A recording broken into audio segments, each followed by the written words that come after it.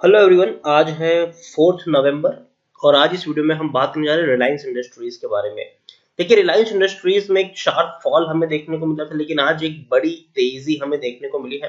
Video में हम बातचीत करेंगे कि आखिर वो गिरावट क्यों आई थी और ये जो तेजी आज की देखने को मिली है, इस पर कितना भरोसा हम कर सकते हैं या फिर ये खरीदारी का एक मौका है कि नहीं।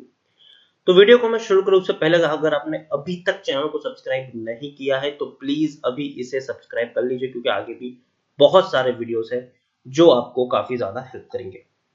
तो चलिए शुरू करते हैं। तो रिलायंस इंडस्ट्रीज 1918 रुपए के आसपास ट्रेड कर रही है और आज एक बढ़िया रैली इसने दिखाई जरूर है। और वाकई में जो इन्वेस्टर्स का जो भरोसा है वो कहीं ना कहीं फिर से लौट रहा है।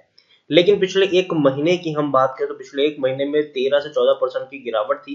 2300 रुपए के लेवल से कंटिन्यूस शेयर टूट रहा था और 1850 रुपए तक ये टूट गया। भयंकर गिरावट आई।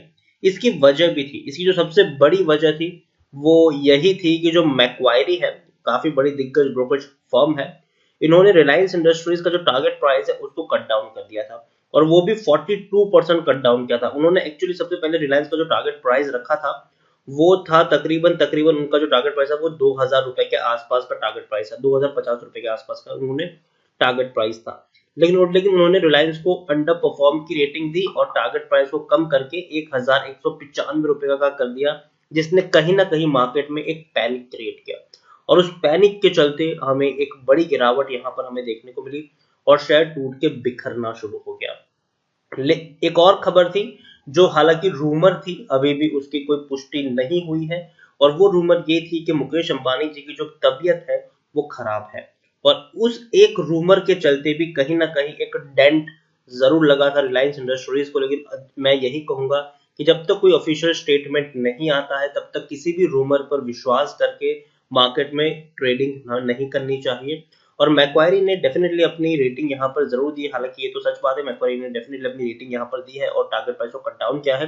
लेकिन सिर्फ मैक्वायरी अकेली ही ब्रोकरेज फर्म नहीं है, और उसके अलावा भी कई सारे दिग्गज ब्रोकरेज फर्म है जिन्होंने रिलायंस इंडस्ट्रीज में खरीदारी करने की सलाह दी है, होल्ड करने की सलाह दी है। जैसे कि इडलवाइज की मैं बात करूं तो उन्होंने बाय की रेटिंग दी है, 2105 रुपए का टारगेट प्राइस है। एमकी ग्लोबल का 1970 रुपए का टारगेट प्राइस है। रिलायंस इंडस्ट्रीज का मोतीलाल ओसवाल का टारगेट प्राइस 2240 रुपए के आसपास का है। सीएलएसए और कई सारी जो अलग अलग ब्रोकरेज फर्म है उनका भी पॉजिटिव देखने को मिला है, उनका भी 2000 से ऊपर का टारगेट प्राइस। देखिए, सीएलएसए की अगर हम बात करें तो उनकी आउट परफॉर्म की रेटिंग है और 2250 रुपए का टारगेट प्राइस है। गोल्डमैन सैच्स की मैं बात करूं तो उनकी भी बाइंग रेटिंग है और 2330 रुपए का टारगेट प्राइस है। तो किसी एक ब्रोकरेज फर्म ने अगर अंडर परफॉर्म की रेटिंग दे दी तो मेरे हिसाब से वो बहुत ही बड़ा पैनिक क्रिएट हुआ और लोगों ने वहां पर बिकवाली शुरू कर दी, ये मेरा मानना है। और दूसरी जो खबर, जो रूमर थी मुकेश अंबानी की तबीयत को लेकर, उनके चलते भी कहीं ना कहीं रिलायंस के शेयर में हमें डेंट लगता हुआ देखने को मिला। लेकिन अभी लोग धीरे धीरे समझ रहे हैं, अभी लोग धीरे धीरे खरीदारी दोबारा यहाँ पर कर रहे हैं, क्योंकि उनको भी पता है कि फंडामेंटली अगर हम देखने जाए तो रिलायंस इंडस्ट्री एक स्ट्रॉन्ग कंपनी है। बिजनेस में जो हालांकि जो इनके Q2 के नतीजे आए थे वो नतीजे उतने बुरे नहीं थे, जो एक्सपेक्टेड थे वैसे ही नतीजे आए थे। तो ये मानना कि नतीजे के चलते गिरावट आई, ये बात बिल्कुल भी हजम नहीं होती है। नतीजे जो आए हैं वो अच्छे हैं, बेहतर है, और इतने ही नतीजों की एक्सपेक्टेशन की गई थी और वैसे ही नतीजे यहाँ पर आए हुए हैं। अगर मैं आपको यहाँ पर दिखाऊं, 10,500 करोड़ का मुनाफा इस कंपनी को सितंबर क्वार्टर में हुआ है। तो एक्सपेक्टेशन बड़े बड़े ब्रोकरेज हाउस के द्वारा इतने ही प्रॉफिट की गई थी। तो उसमें ये मानना कि नतीजे की वजह से गिरावट आई है, ये सही नहीं है। इससे पहले देखिए, डेफिनेटली नतीजे जो आए हैं वो पिछले क्वार्टर के मुकाबले अच्छे नहीं है। पिछले क्वार्टर में 13,000 करोड़ का प्रॉफिट था, इससे पहले 11,300 करोड़ का प्रॉफिट था। और पिछले साल की मैं बात करूं तो भी पिछले क्वार्टर के मुकाबले कम जरूर है, लेकिन फिर भी एक अच्छे और बेहतर नतीजे हैं जो एक्सपेक्टेड किए जा रहे थे रिलायंस इंडस्ट्रीज से। तो वैसे ही नतीजे आए हैं। देखिए, इससे पहले भी गिरावट आई है, जब भी गिरावट आई है बड़ा बाउंस बैक हमें देखने को मिला है। कोविड के चलते गिरावट आई थी, 880 रुपए तक शेयर टूटा था। उसके बाद की कहानी हम सबको पता है कि कितनी बड़ी तेजी इसमें देखने को मिली थी। अभी फिर से गिरावट आई है और दोबारा शायद तेजी की तरफ रुख कर रहा है। 3 साल की बात करें तो पिछले 3 साल में रिलायंस में 102% का ग्रोथ है। 875 रुपए का शेयर बहुत ही कम वक्त में 2300 रुपए तक पहुंच चुका है और ये वाकई में एक बेहतरीन चीज हमें यहाँ पर देखने को मिली है। लार्ज कैप शेयर है ये, 11,85,000 करोड़ से भी ज्यादा का मार्केट कैप है। एनएससी में देखेंगे तो बहुत बड़ी क्वांटिटीज में लोग खरीदारी भी इक्वाली कर रहे हैं। अभी वक्त हुआ दोपहर के 12:50 हुई है और ऑलरेडी 2.25 करोड़ के से भी ज्यादा के शेयर्स ट्रेड हो चुके हैं।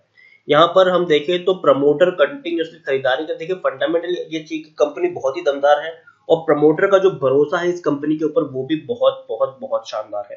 प्रमोटर हर क्वार्टर में खरीदारी ही खरीदारी कर रहे हैं। 50.49% की होल्डिंग प्रमोटर के पास देखने को मिल रही है, जो आज से 5-6 क्वार्टर पहले 47% हुआ करती थी। तो एक बहुत बड़ी हिस्सेदारी प्रमोटर धीरे धीरे ही सही लेकिन खरीद रहे हैं।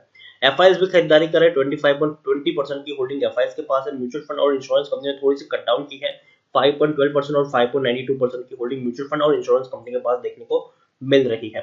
65% का डिविडेंड भी ये पे कर रहा है। रिलायंस इंडस्ट्रीज के बारे में अगर मैं बात करूं तो टेक्निकल रेटिंग अभी अच्छी नहीं है, क्योंकि डेफिनेटली एक कहीं ना कहीं इम्पैक्ट बड़ा है, जो खबरें उड़ी है और जो चीजें है सामने आई उसके चलते। लेकिन मुझे लगता है कि ये शॉर्ट टर्म का खेल है। डेफिनेटली लॉन्ग टर्म में शायद दोबारा से रिकवर जरूर करेगा। वैल्यूएशन की बात करेंगे तो 42 का पीए और इंडस्ट्री पी 35 है। देखने में आपको हाई वैल्यूएशन के ऊपर लग रहा है, लेकिन इनको जो वैल्यूएशन दिया गया है वो इनके ऑयल बिजनेस को ध्यान में रख के दिया गया है। लेकिन कंपनी अब ऑयल बिजनेस से ज्यादा कहीं ना कहीं रिटेल और जियो का जो बिजनेस है उसके ऊपर ज्यादा दमखम है और कंपनी ने अपने बिजनेस को पूरी तरीके से स्विच कर लिया है। तो आने वाले दिनों में अगर कंपनी को उस हिसाब से वैल्यूएशन मिलेगा, अगर हम बात करें कंपनी डीमर्ज होती है तो कहीं ना कहीं उनको रिलायंस जियो को अपने टेलीकॉम का वैल्यूएशन मिलेगा और रिलायंस रिटेल को एफएमसीजी का वैल्यूएशन मिलने के चांसेस काफी ज्यादा हाई है उस वक्त में। तो आप खुद सोचिए कि जब उनको उस तरीके से वैल्यूएशन मिलेंगे तो शेयर की प्राइस कितनी हाई होगी उस वक्त। और डीमर्ज में डेफिनेटली हाई क्या कहते हैं कि डिजायरेबल शेयर डेफिनेटली रिलायंस जियो और रिलायंस रिटेल आने वाले दिनों में रहने वाला है। एक और चीज थी जो शेयर को थोड़ा सा प्रेशर आउट कर रही थी और वो ये थी कि जो फ्यूचर ग्रुप के साथ इनकी डील हुई थी वो धीरे धीरे नहीं हो पा रही थी। अमेजोन के चलते डील होने के बाद कई सारे केसेस हो गए और अभी भी वो चीजें कोर्ट में चल रही है। तो एक अमेजोन के साथ उन्होंने पंगा लिया है तो डेफिनेटली वो भी एक बहुत बड़ी चीज थी, जिसके चलते भी कहीं ना कहीं प्रेशर और पैनिक यहाँ पर क्रिएट हो रहा था क्योंकि डील एग्जीक्यूट नहीं हो पा रही थी।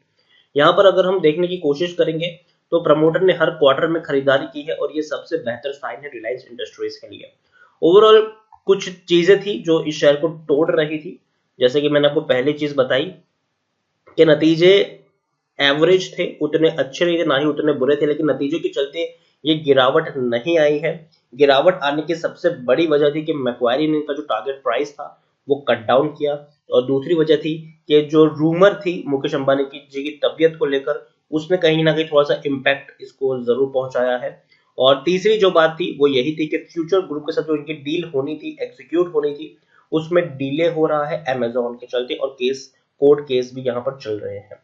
तो कहीं ना कहीं इन सारी चीजों के चलते इस शेयर के ऊपर प्रेशर बना था और शॉर्ट सेलर्स ने काफी बड़ा मुनाफा यहाँ पर कमाया भी है इस शेयर को तोड़कर गिराकर। लेकिन मुझे लगता है कि धीरे धीरे शेयर में आपको बाउंस बैक देखने को मिलेगा। खरीदारी की है तो मेरी बने रहने की सलाह है, ट्रैप में फंसने की जरूरत नहीं, क्योंकि आप खुद कंपनी के बिजनेस को समझिए। कंपनी का जो बिजनेस है वो आने वाले दिनों में और भी बेहतरीन बिजनेस है। कंपनी के बिजनेस में कोई गड़बड़ नहीं है, ना ही कोई दिक्कत है ये इनको हो रही है। इनका पेट्रोकेमिकल का जो बिजनेस है डेफिनेटली उसमें थोड़ा सा मार्जिन इनको कम जरूर मिल रहा है, लेकिन फिर भी जो उनका जियो का बिजनेस है वो काफी अच्छा परफॉर्म कर रहा है। रिटेल का बिजनेस भी काफी अच्छी तरीके से इनका चल रहा है और आने वाले दिनों में कंपनी और बेहतर तरीके से परफॉर्म कर सकती है। कंपनी के पास इनफ पैसा है, काफी बड़ा लिक्विडेशन के पास देखने को मिल रहा है। कंपनी मार्केट लीडिंग है आने वाले दिनों में और जिस तरीके की कंपनी ने स्टेप्स लिए हैं पिछले कुछ महीनों में वो इनको और भी बेहतर पोजीशन के ऊपर ला के रख सकता है फ्यूचर में।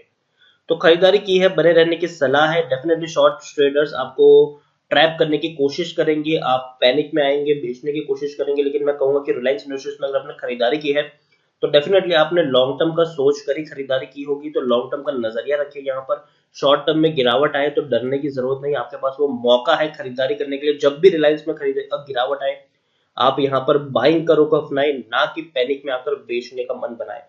जब जब गिरावट आए तब तब खरीदारी करें और लॉन्ग टर्म का पर्सपेक्टिव लेके चले। डेफिनेटली 2 साल में ये शेयर आपको बढ़िया से बढ़िया रिटर्न देने का दमखम रखता है। तो इसी के साथ वीडियो को एंड करूंगा। अगर आपको वीडियो पसंद आया हो तो प्लीज इसे लाइक करें, शेयर करें और अगर आप चैनल पर पहली बार आए तो प्लीज सब्सक्राइब करें। और रिलायंस इंडस्ट्रीज के बारे में आप क्या सोचते हैं वो भी आप मुझे कमेंट में लिखकर बता सकते हैं। Thank you.